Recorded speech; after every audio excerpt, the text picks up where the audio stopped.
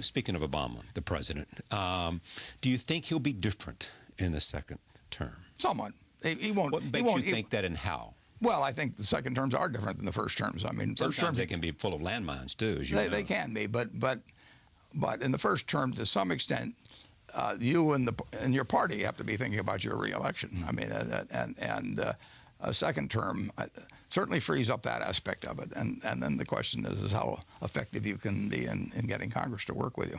I mean, you have access to him. You know, he calls you, and I've never called him.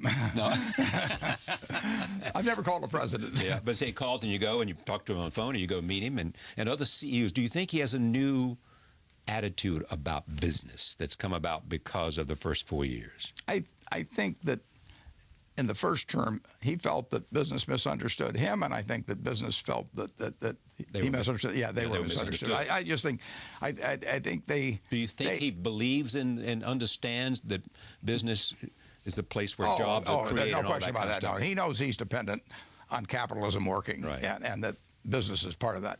I think that to some extent, when people do feel misunderstood by the other party, it can develop its own dynamics. So that's what happened here. And that I think that does. But I think both sides should just say, forget it. You know, wipe the slate clean. And sometimes it's a good idea in human relationships generally. I think it's a particularly good idea when the country's well-being is at stake. So I would recommend both sides just say, maybe I was misunderstood by you, but forget it. We work together going forward. But do you think he wants to do that? Oh, I think he wants to succeed big time, and I think he will, and I think the economy will be a help to him. But I think I mean, that doesn't mean, neither side can roll over in terms of the things they feel strongly about. But I feel the rhetoric certainly should be very civil all the time, and I think that you look for ways to work with each other. Would it send a big signal to the country if he would appoint as Secretary of Treasury someone like Jamie Dimon or Jamie Dimon? Well, I think that might be a big signal. Mm-hmm. Appointing Jamie Dimon as Secretary of the Treasury. Well, I think Jamie Dimon actually would be. I think he'd be terrific, because I think he.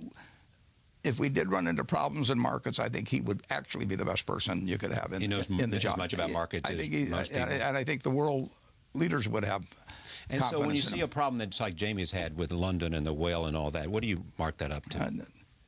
If you run a $2 trillion institution, if I run Berkshire for decades, some things are going to go wrong. I mean, if you run an army, if you run a church, if you run a government, any large institution, people will go off the reservation sometimes, and sometimes they'll get away with it for a long period. And of course, when you work in a financial institution, you can add a lot of zeros very quickly.